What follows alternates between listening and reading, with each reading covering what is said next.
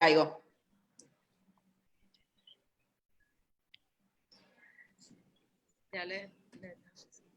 Estamos live. Yeah. Hola, buenas tardes a todos y todas que se vayan conectando aquí. Vamos a compartir también el video, todo el mundo. Página. En sus páginas, por favor, en lo que nos vamos conectando, que siempre demora un poquito. Buenas tardes a todos y todas. Gracias por conectarse nuevamente al live de Kilómetro Cero, Facebook Live Café. Este es nuestro número, creo que 23 ya. Creo que es el live 23, si no me equivoco. Ya mismo llegamos a la peseta.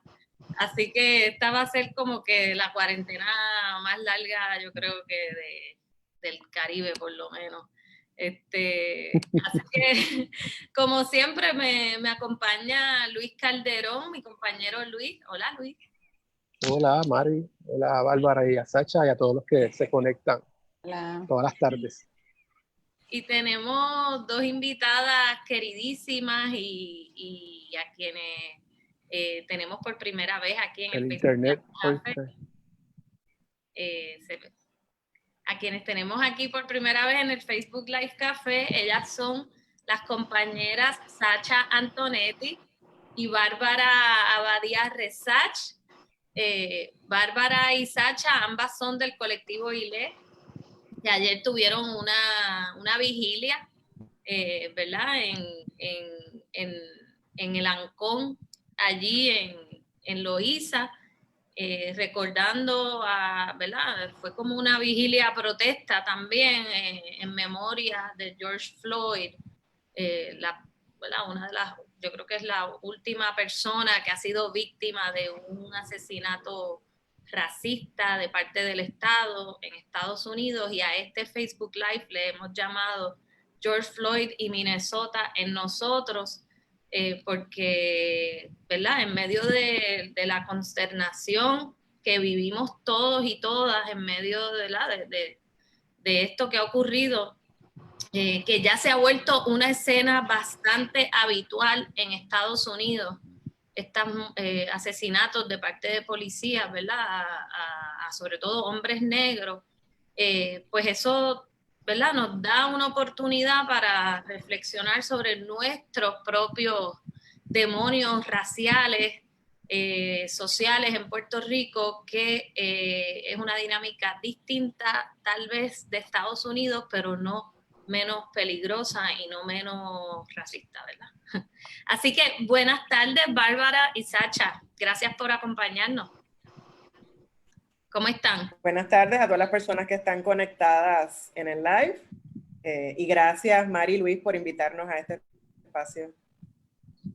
Sí, buenas tardes también por acá. Muy agradecida de este espacio y en mi caso estoy bien energizada después de la vigilia que bien mencionaste, Mari. Han sido unos días dolorosos, pero ayer tuvimos la oportunidad de conectarnos y de recargar esas energías. Sí, tremenda vigilia que fue.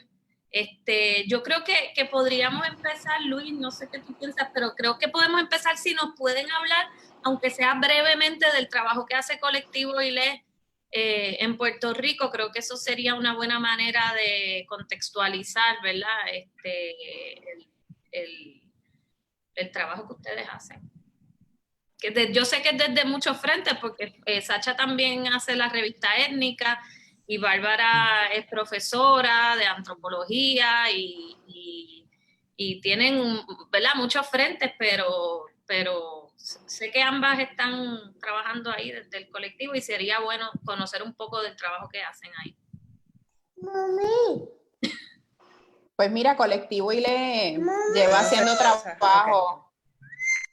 Colectivo ILE lleva haciendo trabajo antirracista desde 1992 en Puerto Rico, también fuera de Puerto Rico. Tenemos compañeras fundadores como María Reina y Raúl, que ambos son educadores antirracistas. y nos han podido, ¿verdad?, guiar en el proceso de hacer este trabajo, un trabajo comunitario compuesto mayormente por mujeres negras y afrodescendientes. Así que es un trabajo antirracista, educativo, pero comunitario. Ok. También dentro de lo que hacemos en Colectivo ILE, pues se dan muchos talleres y muchos procesos, como Arrancando Mitos de Raíz, también tenemos Rompiendo Esquemas Raciales, así que vamos a las escuelas que nos invitan o a distintas organizaciones también nos han invitado para que ofrezcamos talleres para hablar sobre estos temas.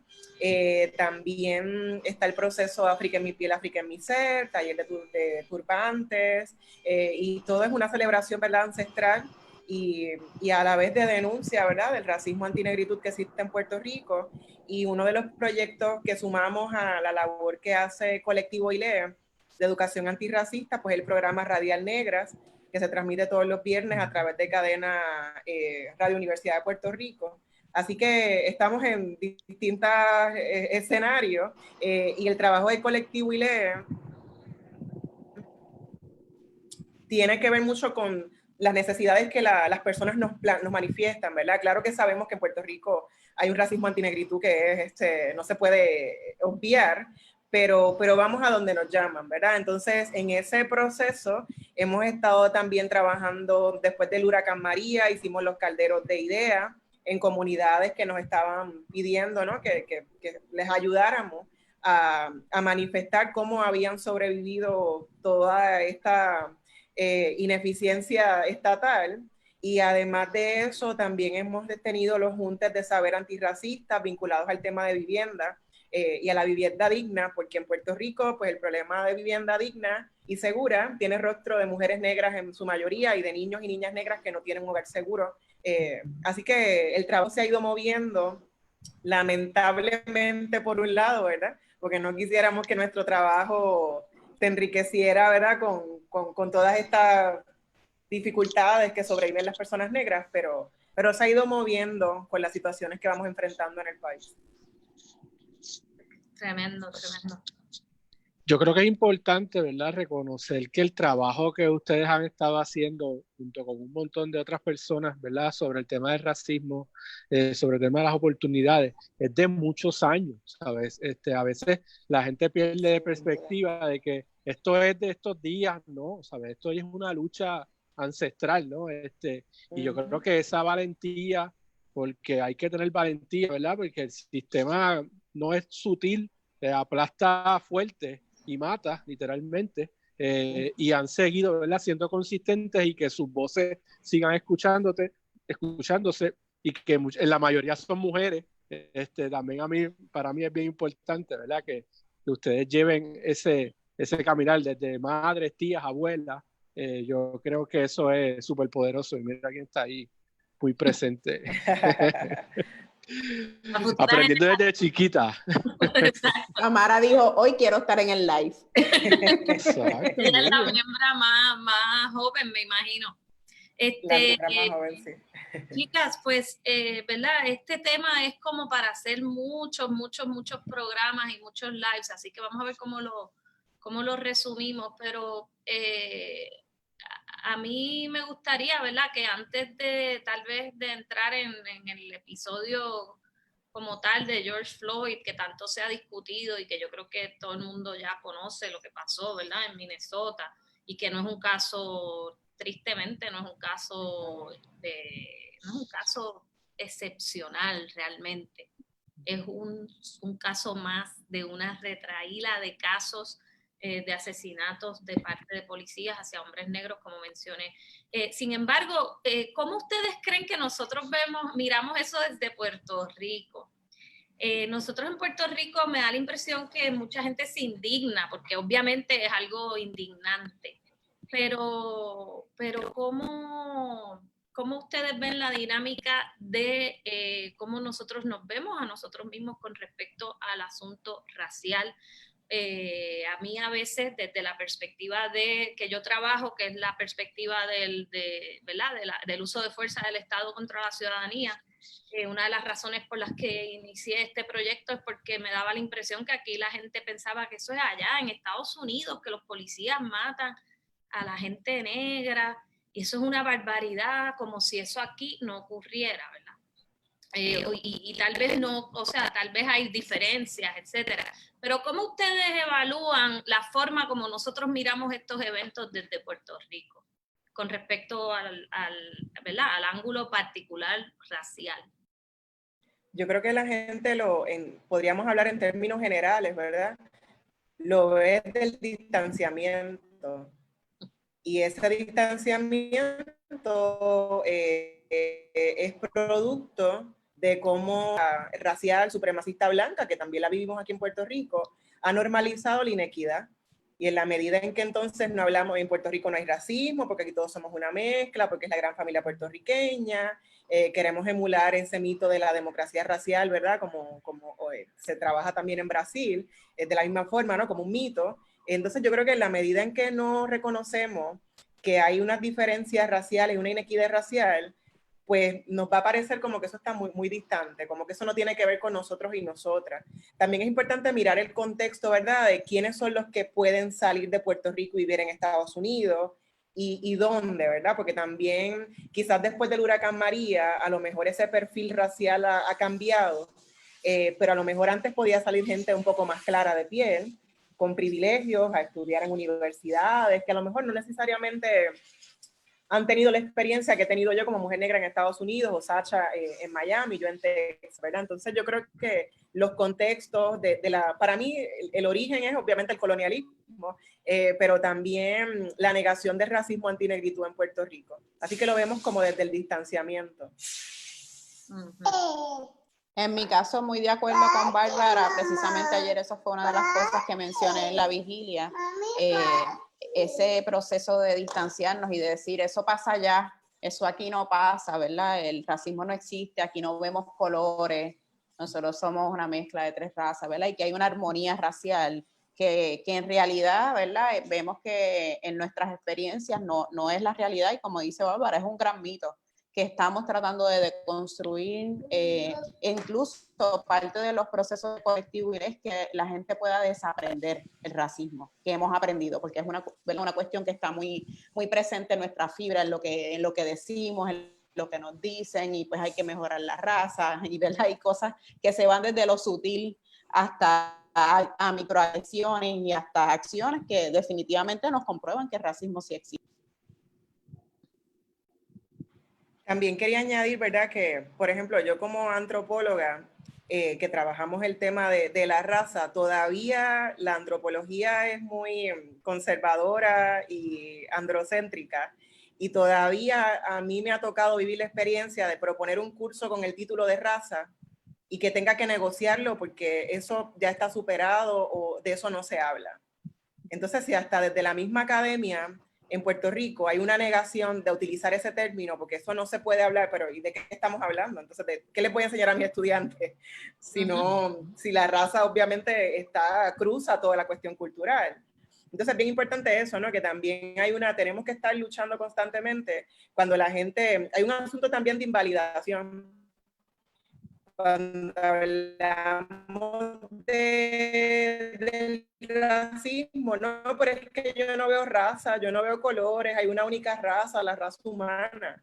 Pero tenemos que hablar de color en Puerto Rico, que es una experiencia que sobrevive el hostigamiento racial y la violencia racial cotidianamente. Entonces también ese asunto de que nos invalidan, de que de eso no hay que hablarlo porque somos una mezcla, pues estamos haciendo mucho daño a mucha gente que continúa desplazada, empobrecida, en condiciones de mucha vulnerabilidad. En Estados Unidos, por ejemplo, ¿verdad? Es bien obvio en términos de estos casos, por ejemplo, de asesinatos de parte de policía. Tú buscas los datos y tú ves que en Estados Unidos hay alrededor de 1,000 muertes, ¿verdad?, por uso de fuerza de la policía al año, y a pesar de que los afroamericanos son un 13% de la población, realmente los varones, sobre todo los varones afroamericanos, pero en general, tienen un nivel de riesgo de ser asesinados por un policía de más del 50% del que tiene un blanco. Así que ahí como que uno lo ve claramente, ¿verdad? ¿Cuáles son las otras formas de nosotros poder identificar estas inequidades tan grandes? Por ejemplo, en el caso de Puerto Rico, los policías matan a una cantidad de gente todos los años y según el registro demográfico esas personas son blancas, pero sabemos que no, nosotros que documentamos esto sabemos que eso no es cierto. Sin embargo, sí podemos decir que son personas de poblaciones bien desaventajadas, de grupos vulnerables, son personas o de comunidades empobrecidas o si acaso a lo mejor son clase trabajadora, pacientes de salud mental, pero socioeconómicamente, ¿qué implicaciones tiene esto en el racismo estructural? Porque sabemos que, ¿verdad? Según la clase socioeconómica, también las poblaciones afroamericanas o afrocaribeñas en Puerto Rico están, digamos que mientras más va bajando la clase social, más oscura va oscureciéndose más la piel. ¿Eso es real o eso es un mito también? ¿Qué ustedes piensan? Pues mira, yo te diría que hay una, ¿verdad? Una correlación incluso de empobrecimiento. Las personas que somos de piel oscura en este país tenemos muchísimo menos acceso a oportunidades de educación, vivimos usualmente empobrecidas y tenemos incluso menos oportunidades de trabajo. Recientemente desde Revista Étnica estuvimos dando una mirada a las estadísticas de la comunidad negra en Puerto Rico, especialmente las condiciones de empobrecimiento de las mujeres negras. Y hay más de un 40% de las mujeres negras que viven empobrecidas. Y un 60% de las mujeres negras en Puerto Rico están fuera del área laboral. Así que eso nos sigue dejando saber que aunque hay pocas personas que se identifican como negros, porque esos son otro de los efectos que ha dejado el racismo, ¿verdad? No nos permite sentirnos orgullosos y orgullosas de identificarnos como tal en herramientas estadísticas como el censo. Incluso la pregunta de raza se elimina de muchísimos cuestionarios del Estado, que eso también habla de racismo sistémico en el país, ¿verdad? Que no nos permite ver estadísticas tan claramente como se ven en Estados Unidos. Así que yo creo que hay una combinación de factores y ciertamente yo creo que incluso datos históricos nos demuestran cuántas mujeres o cuántos hombres negros han protegido su vivienda y terminan asesinados por la policía en Puerto Rico. Tenemos un caso que es el de Adolfina Villanueva, que en el 1980, defendiendo su hogar por un proceso de desahucio, recibió un escopetazo de un policía, ¿verdad? Y de pronto decimos, y si miramos, en Loíza, en un área, ¿verdad? Como Tocones, una comunidad que ha estado siempre segregada por el asunto racial, siempre marginada, siempre empobrecida, pues ahí podemos ver un caso. Y podemos decir, pero eso fue en el 1980, pero en realidad son esos casos y esas historias que tenemos que continuar mirando. Vemos también casos como los recientes, que Mari, sabes que lo discutimos, de una mujer en Carolina, Luz Esmeralda Santiago, que fue violentada por la policía en un arresto por el asunto del toque de queda y que ella, se presume que ella estuvo violentando el toque de queda, pero el policía tuvo una violencia brutal con ella. Y lo que se resaltó de ese caso es que ella se había puesto violenta, ¿verdad? Así que ahí hay unos fenómenos que nosotros vemos cómo se van comportando y que si tuviéramos herramientas estadísticas que estuvieran documentando bien la raza de nuestras personas, pudiéramos entonces mirar unos datos que pudieran muy bien compararse con lo que ocurre en los Estados Unidos. Pero no necesariamente tenemos esa mirada. No queremos desde las estructuras, ¿verdad?, gubernamentales darle esa mirada al elemento de raza. Sí, sabiendo, ¿verdad?, que no solamente se limita al gobierno, se limita a la academia, se limita a nuestras casas también. Yo creo que eso es algo que se ha estado hablando en algunos grupos, de provocar estas conversaciones. ¿Sabes? Esto es un momento de reflexionar, sí, pero también un momento de exponer, de plantear la conversación entre nuestros amigos, nuestras amigas, las redes, de qué es lo que está pasando, por qué pasa.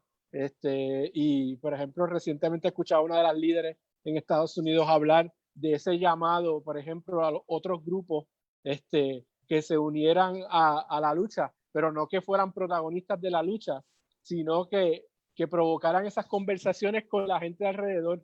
Y a mí me pareció súper poderoso, no venir aquí a mandar o a dar instrucciones, sí, porque ustedes no han pasado por lo que hemos pasado nosotras y nosotros, pero sí están bienvenidos y bienvenidas a apoyar con su misma gente y hablar del tema, que es doloroso y que tiene que cambiar.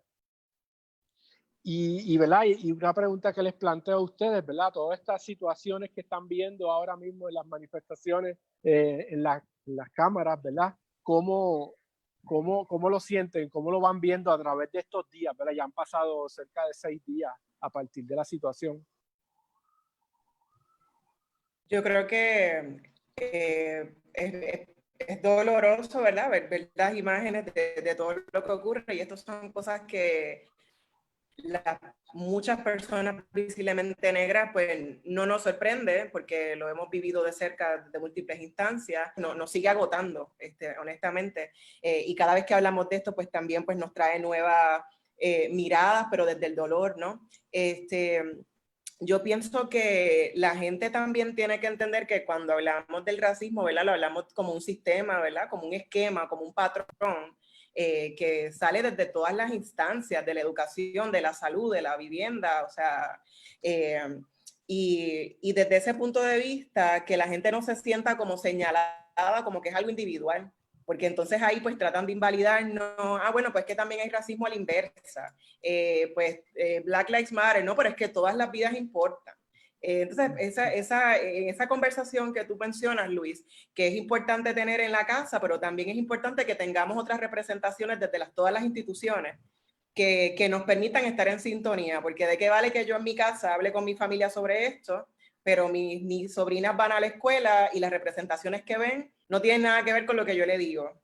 Y ellas están en la escuela 5 días a la semana, probablemente conmigo me ven una vez a la semana, ¿no? O sea, que también tiene que haber como una sintonía. Por ejemplo, lo que ocurrió hace un par de semanas con el Departamento de Salud y las imágenes para educar sobre el coronavirus a las personas en las posiciones de vulnerabilidad, estaban 2 imágenes de 2 mujeres negras. Entonces, cuando hacemos la denuncia, yo no veo ningún racismo. Bueno, pero si ustedes lo ven, pues vamos a mirarlo. Y la solución puede ser, pues vamos a dejar a todo el mundo blanco. Esa no es la solución. La solución es que las imágenes y la representación que haya de personas negras sea una representación humanizada, no degradada, de que yo soy una mujer que te puedo contaminar con el coronavirus, ¿verdad? Entonces, no entender eso, ¿no? El rápidamente callarnos la boca, ¿no? Ahorita ponía yo en Facebook, ¿no? Porque la gente habla mucho del mansplaining. Hay muchos hombres que quieren hablar y conocer a negra, que quiere hacer el whitesplaining, hablar por no como personas negras. Esto es una lucha ancestral, como tú dijiste al principio. No es una lucha de ayer, no es una lucha porque asesinaron a George Floyd, a Tatiana, a Breonna y a todas las personas que han sido. Es una lucha que viene de ese grito de I can't breathe. Es un grito que estamos gritando por siglos. O sea, hasta desde bailar bomba es una forma de gritar auxilio, porque era la forma que tenían, ¿verdad? De pensar en el cimarronaje o de estar en un espacio que les permitiera por lo menos reunirse, sanar dentro de todo el dolor. Entonces yo creo que esas imágenes, por un lado, me parece muy bien que otra gente se una, ¿verdad? Pero que se unan entendiendo sus privilegios, que se unan sin invalidar nuestras luchas, ¿verdad? No se trata aquí de protagonismo, se trata de humanizar a la gente, se trata de que reconozcamos que las vidas negras no tienen el mismo valor en un esquema en Estados Unidos ni en Puerto Rico que las vidas no negras. Entonces yo creo que esa discusión, ¿verdad? Tienen que entender que las experiencias son bien heterogéneas también. Las experiencias que yo, como mujer visiblemente negra, identifico como experiencias de violencia racial, no necesariamente son las experiencias que a lo mejor mi abuela identifica como experiencia racial, porque ella tiene otro contexto, ella no está hablando de esto todos los días, ni está leyendo sobre esto, ni estudiando. Entonces yo creo que tenemos que aprovechar la reflexión para para cuestionarnos, para también desde nosotros, ¿no? Desde el yo, porque muchas veces queremos despachar el asunto, ¿no? Y en la medida en que despachemos el asunto, seguimos matando a mucha gente. ¿Cómo ustedes creen que es distinto la dinámica racista en Estados Unidos, ¿verdad? Partiendo de este ejemplo? Es como más, es más polarizado, es más, una de las diferencias, por ejemplo, que yo veo evidentes es, por ejemplo, en Estados Unidos los grupos han sido muy hábiles logrando que la ciudadanía grave estos asesinatos, ¿no? Así que eso ha sido como, se ha podido visibilizar de una forma bastante rápida en los últimos años. O sea, se ha usado mucho el celular, así que la gente está pudiendo ver por fin lo que es esa experiencia de la que tú hablas, que solamente viven los cuerpos negros o afrocaribeños en Puerto Rico, afroamericanos allá, que es muy difícil uno, ¿verdad? Vivir la experiencia del otro, pero con el uso de la tecnología creo que está siendo más posible en Estados Unidos, contrario a Puerto Rico. Pero no sé cómo evalúan este asunto, ¿verdad? La dinámica tan cruda que vemos en Estados Unidos con respecto sobre todo a la policía y los cuerpos mayormente de los hombres negros, aunque ha habido mujeres también. Sí, yo creo que muchísimas mujeres, ¿verdad? Yo creo que el tema de la tecnología y de cómo utilizamos la tecnología cuando tenemos un proceso violento, ¿verdad? Y racista, en Puerto Rico es distinto, ¿verdad? Yo puedo hablar de una experiencia que tuve hace unos años donde un agente del ICE intervino conmigo en la Milla de Oro.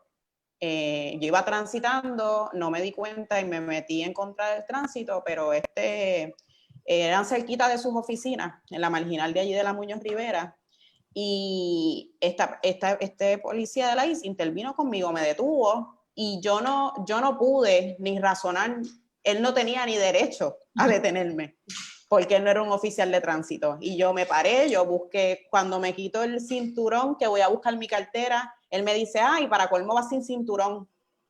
Y lo próximo, cuando ve mi licencia, lo primero que me dice, tú eres dominicana. Y yo, ¿verdad? Entonces, a mí, en realidad, en todo ese proceso, yo ahora, quizás con todo el conocimiento que tengo, digo, lo primero que buscaba es el celular y lo empezaba a grabar. Pero cuando estamos teniendo una agresión racista, ¿verdad? Una intervención violenta, es bien difícil, ¿verdad? Como tú dices, cómo yo acciono, cómo yo cojo el teléfono y hago esto que no vaya a ponerme también en peligro, porque es demasiado, ¿verdad? Entonces yo creo que ha habido unos adelantos, unas conciencias, yo creo que continuamos necesitando educar y explicarle esto más a nuestra comunidad, ¿verdad? Hasta cómo tú reaccionas, qué tú dices, porque la realidad es que nosotros andamos con miedo. Entonces, cuando tú andas con miedo, hay una parálisis, tú no necesariamente sabes qué hacer ni cómo hacerlo, aunque lo hayas visto en un papel, aunque te lo hayan dicho muchas veces, ¿verdad? Entonces, pues, creo que en los Estados Unidos ha sido un poco más evidente, hay unos procesos incluso de funding, que yo creo que en Puerto Rico no hemos tenido, porque la realidad es que como no se ve el racismo como un problema, es algo que no ha sido ¿verdad? Apoyado económicamente para que tengamos proyectos y programas que tengan un alcance a través de todo Puerto Rico. Yo creo que ahora es que estamos teniendo unos comienzos, ¿verdad? Con el tema, y ustedes llevan unos años también trabajándolo, pero es la realidad. El tema de violencia racial y de acoso racial no es un tema que ha sido apoyado para nuestras organizaciones de base. Incluso somos muy pocas organizaciones que hacemos el trabajo de justicia, ¿verdad? Racial en Puerto Rico. Así que yo creo que hay un asunto de continuar y cómo llevamos esa educación. Yo recuerdo, por ejemplo, el caso de Miguel Cáceres hace unos años, y eso no es, ¿verdad? Yo creo que era un tiempo donde los celulares no estaban tan... ¿verdad? Tan a la disposición, fue con una cámara. Una cámara, con una cámara de video. De video. Entonces, pues, y obviamente es un tercero que no es la persona que está siendo violentada.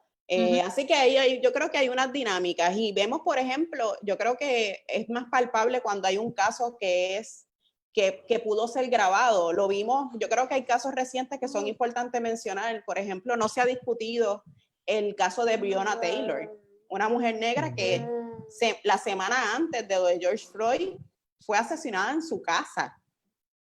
Llegaron agentes de la policía a su casa y la asesinaron a disparo.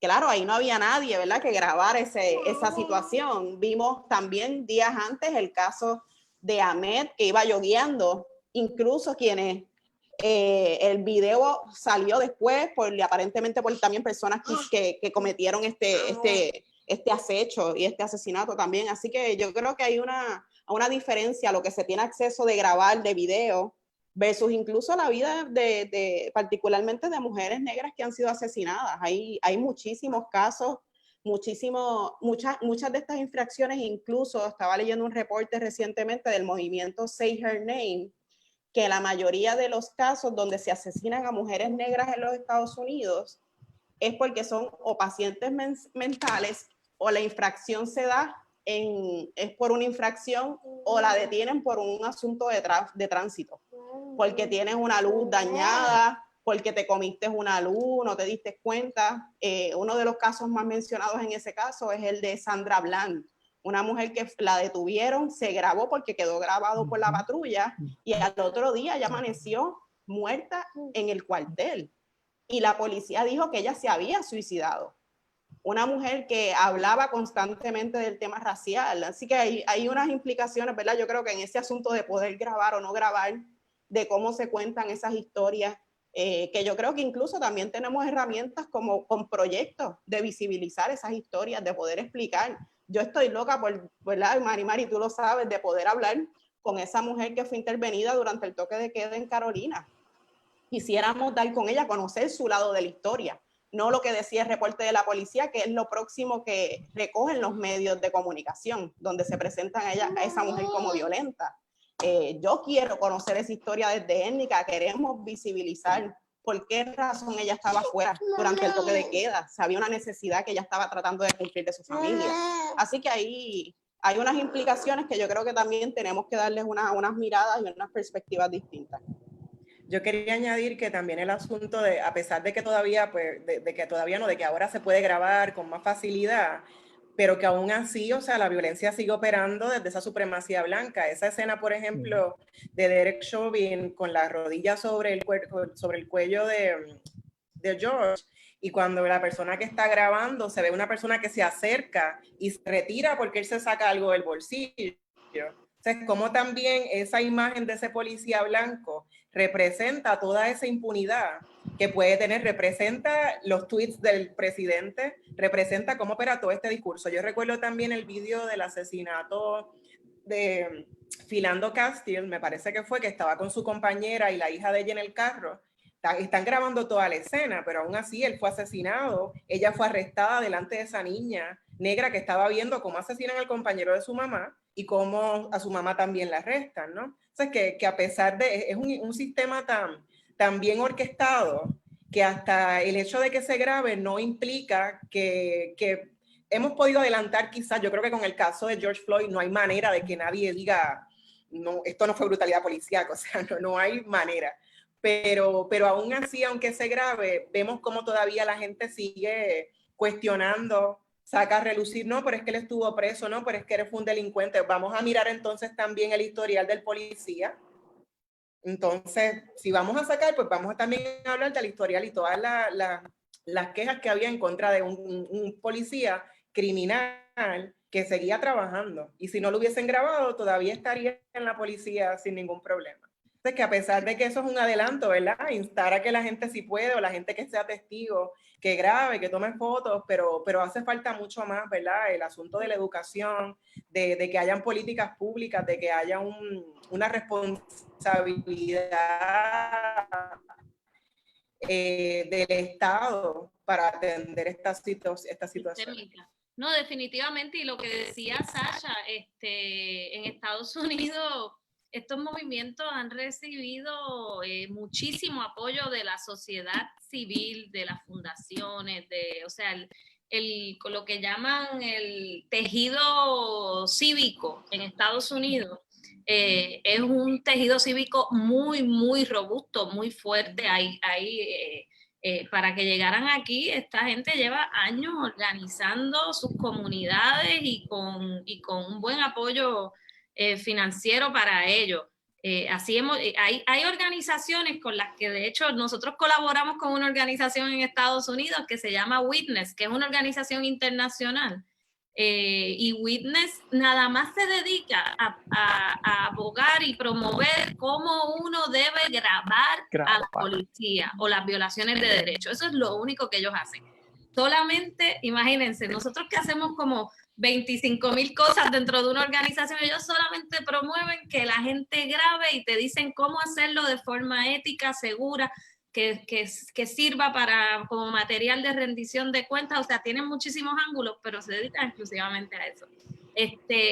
Creo que es importante señalar, ¿verdad? Nosotros ya haremos un programa dedicado a esto exclusivamente, pero es importante señalar que los casos de Puerto Rico, precisamente de violencia policíaca contra jóvenes negros, ocurren todo el tiempo. El último y único, prácticamente el único asesinato de parte de un policía que nosotros hemos grabado es ese que se mencionó de Cáceres en el 2007. En el verano pasado se grabó uno porque la cámara de la panadería grabó cuando este muchacho entraba a asaltar la panadería y había un policía allí y lo mató. Pero desde el 2007 no se veía un asesinato de esto. Eso no significa que no ocurra. Tan pronto como el año pasado, por ejemplo, la policía en Humacao mató a un muchacho que se llama Wesley Ortiz de Jesús, un muchachito de 15 años, negro, menor de edad, y los propios vecinos del lugar que presenciaron, ¿verdad?, en la situación, recuerdo que llamaron la atención porque Wesley estaba armado, pero ya había tirado el arma al piso, ¿verdad? Tiró el arma al piso porque estaba siendo perseguido por unos policías, tira su arma y aún así es asesinado, pues lo tiran 4 balas por la espalda, además, por la espalda, y los vecinos salieron, que ni lo conocían porque el muchacho estaba recién llegado de Estados Unidos, un muchachito de 15 años, como les decía, y los vecinos decían, oye, lo pudiste haber arrestado fácilmente porque el muchacho tiró su arma, ¿no? Y le metiste 4 balazos por la espalda. Y Wesley no es el único caso. Nosotros lo que pasa es que los casos son tantos que es difícil hablar de uno y no hablar de otros, ¿verdad? Pero está también Carlos Javier Betancourt, un muchacho de 21 años que el año pasado en Santa Isabel un policía lo mató porque pensaba que estaba armado, pero ¿saben qué? Que no estaba armado, no tenía ningún arma encima. Y el muchacho, ¿verdad? Ellos creían que él se había robado un carro y cuando lo vieron le dispararon. Pues lo mataron. Así ha ocurrido por lo menos 20 y pico de veces. Unos son muchachos negros, unos son más claros, unos son más oscuros, pero todos, ninguno venía de un sector privilegiado de nuestra sociedad. Todos eran muchachos empobrecidos o gente, ¿verdad?, de clase trabajadora, que de 17, por ejemplo, que han ocurrido desde el año 2019, que han ocurrido 17 asesinatos por uso de fuerza policial que nosotros hayamos podido documentar. De esos 17, 11 no portaban armas de fuego. No portaban armas de fuego. Y de esos 17, 8 no portaban arma alguna. Porque hubo 3 que tenían un cuchillo, que tenían algo, un muchacho que tenía un cuchillo y lo mataron porque pensaban que lo que tenía era un arma, pero no era un arma, era un cuchillo. Otro que, ¿verdad?, interviene con alguien que supuestamente le da un tubazo. Bueno, pues el policía salió con un moretón en la mano y el muchacho salió muerto. Porque el policía, ¿verdad?, de forma completamente desproporcionada. Y que también se pone en tela de juicio qué tipo de arma tenían, si realmente la tenían. Sí, y se supone, ¿verdad?, que la fuerza se utilice de forma proporcional, de forma escalonada, que tú no vas, no se supone, a menos que sea una situación en la que inminentemente, ¿verdad?, alguien te va a matar con un arma de fuego, tú no se supone que vayas de 0 a 100. Tienes que ir escalonando el uso de fuerza, tiene que ser un uso de fuerza razonable, proporcional. Y lo que vemos es mucha desproporcionalidad, pero esos cuerpos en Puerto Rico normalmente también son unos cuerpos de personas negras. O sea, yo no veo muchos casos de cuando no son negros, pues son jóvenes, ¿verdad? De comunidades empobrecidas. Así que... O en el caso del joven en Carolina, en el 2017, Aneuki Gros Polanco, dominicano, que el policía, ¿verdad? Él había tenido una discusión con el cocinero de un food truck y el policía va a su carro, le dispara en la cara, así, ¿sabes? Asesinándolo de entrada. Así que yo creo que hay un proceso, ¿verdad? De obviamente racismo, la xenofobia, que está bien a flor de piel, a flor, ¿verdad? Yo me imagino a ese joven quizás hasta hablando, el asunto de ser jóvenes. Yo creo que es una de las cosas también que más se expone mientras más joven tú eres, ¿verdad? O esa percepción de que tú puedes ser un maleante, de que puedas andar armado, de que tú eres, y esa percepción, eso es parte de lo que ha hecho el racismo, particularmente en el sistema que muchas de nosotras conocemos. Bárbara y yo hemos estado siempre hablando de este tema, investigándolo, de la percepción en los medios de comunicación. La representación de los hombres negros siempre es una representación violenta. Ellos son violentos, ellos son agresivos, ellos son maleantes, ¿verdad? Y ese es el único espacio de representación que tiene un hombre negro desde las películas, desde las comerciales, desde las noticias. Inclusive recientemente hicimos un llamado por una noticia de violencia de género y un medio en Puerto Rico, la foto que pone es de un hombre negro agrediendo a una mujer negra. Así que todas esas cosas están muy latentes en lo que vemos y en las experiencias que se van recogiendo, pero esos casos ni se hablan. Incluso también yo creo que otro de los casos que para mí ha sido bien interesante resaltar, y particularmente cuando se establecen los toques de queda, después del huracán María, un hombre también en Carolina, empleado de Lutier, un hombre evidentemente negro, la policía intervino con él y lo teiciaron porque él estaba violentando el toque de queda y él hasta les enseñó su identificación de trabajo. Con todo y eso aplicaron la fuerza a este hombre. Ese caso, y no solamente le dieron con el taser, o sea, le hicieron descargas de taser. Ese muchacho pasó la noche en una celda. Lo dejaron arrestado. Eso fue bien, bien abusivo, y era un joven que evidentemente sí, era empleado de Lutier y tenía todo, ¿verdad? Podía estar en la calle y tenía su identificación, y los policías no quisieron eso lo recuerdo que lo documentó el Centro de Periodismo Investigativo.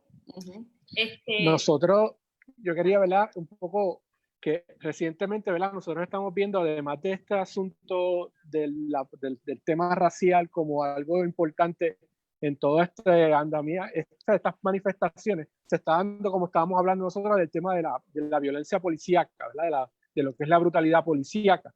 Y muchas de lo que se está, ¿verdad?, hablando y de lo que se está consignando en las marchas, ¿verdad?, es cómo esa policía cada vez siente más poder y puede tener el control, ¿verdad? Y incluso hablábamos ahorita de la investigación, ¿sabes? Ellos hicieron una autopsia donde decía que la muerte de él no había sido por asfixia. O sea, que estos sistemas también son sistemas corruptos, que manipulan la información, y juegan con eso para quedar bien, o para tratar de quedar bien con la gente. Y se muestran todas estas fotos de no todos son iguales, de que hay algunos que son buenos y toda esa serie de cosas, ¿verdad?, que para un poco bajar la animosidad. Sin embargo, nosotros sabemos que el problema estructural policíaco sigue siendo un problema de raíz, y en Puerto Rico lo estamos viendo, y recientemente tuvimos una persona de la policía que fue nombrada al Senado que tiene unas acusaciones por maltrato, por violencia. Así que lo seguimos viendo. ¿Cómo nosotros podemos, ¿verdad?, a partir de aquí y de todo el trabajo que ustedes han estado haciendo, ¿cómo podemos seguir luchando con eso?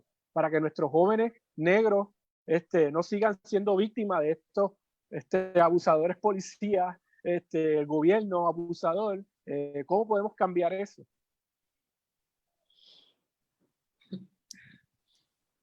Yo quisiera tenerte una respuesta. Yo quisiera tenerte una respuesta, ¿verdad? Estructural. Yo creo que definitivamente hace falta que ganemos espacios donde se realizan políticas públicas. Es importante continuar con el proceso de educación antirracista. Es sumamente importante que la gente empiece a desmitificar, ¿verdad? Y ese asunto de deconstruir de que el racismo no existe en Puerto Rico, que tengamos y sigamos teniendo estas conversaciones. Yo creo que hay muchísimas cosas, ¿verdad?, que podemos hacer y están a nuestro alcance. Y como tú bien dices, bien preocupante. Yo, días antes de que saliera la noticia de este teniente de la policía que ahora tiene un escaño en la legislatura, ¿verdad? No sé cómo, yo no entiendo ni cómo llegó ahí. Y en qué proceso alguien que no necesariamente fue electo tiene este espacio en la legislatura, ¿verdad? No conozco el proceso muy bien cómo se dio, pero una de las cosas que me llamó la atención, incluso lo compartí en mis redes sociales, es que yo escuché una entrevista de este teniente que ahora está en la legislatura, en un espacio de poder, diciendo por una persecución reciente que ocurrió con un Polaris, diciendo que esos eran los peligros de la reforma policíaca. Esta persona que tenemos ahora en la legislatura salió en la televisión diciendo esos son los peligros de la reforma policíaca, porque esta persecución se nos hizo difícil a la policía de Puerto Rico porque no podemos hacer lo que pueden hacer los policías en Estados Unidos, que es tirarle el carro encima a las personas cuando estamos teniendo una persecución. Y yo veo este teniente decir esto en la policía y 2 días después veo que este teniente ocupa un escaño en la legislatura de nuestro país. Y no lo entiendo, ¿no? ¿Verdad?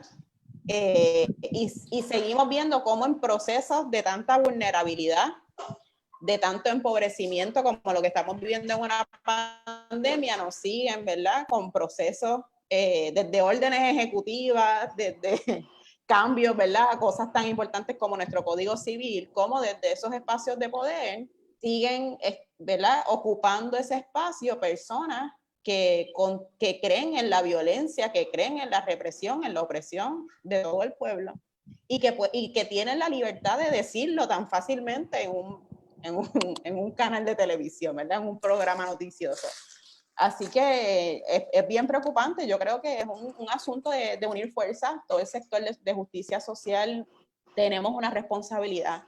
Y si hasta este momento no lo habíamos hecho, yo creo que nos toca sentarnos como organizaciones que estamos trabajando desde la base, desde nuestras comunidades, a hablar cómo vamos a trabajar con el tema del racismo, a entender y a deconstruir entre nosotros y ver cómo vamos a trabajar. Y queremos ver, yo estoy bien interesada en ver a todas las personas que van a correr para cargos políticos en estas próximas elecciones. Nosotros necesitamos ver políticas antirracistas en sus plataformas. Si no hay políticas antirracistas, nosotros también como personas que votamos tenemos que tomar decisiones de quiénes van a ocupar esos espacios. Y eso va, ¿verdad? Para mí esa línea va a todas las personas que aspiren a tener un cargo y un puesto en la política pública de nuestro país. Déjame comentar aquí antes de irnos, ¿verdad? Porque tenemos que ya despedirnos, pero Bárbara está teniendo problemas con el sonido. No la podemos escuchar. Y ella tiene un comentario, dice, tengo problemas con el audio, me parece que tenemos que empezar a pensar en la policía como personas comunes y corrientes que tienen que cumplir con el deber de salvaguardar la seguridad. A la gente deje de meterle miedo y amedrentar a los niños con la policía. El performance de la policía desde el poder es bien violento y a eso le sumamos cómo operan y perpetúan dinámicas de racismo, antinegritud.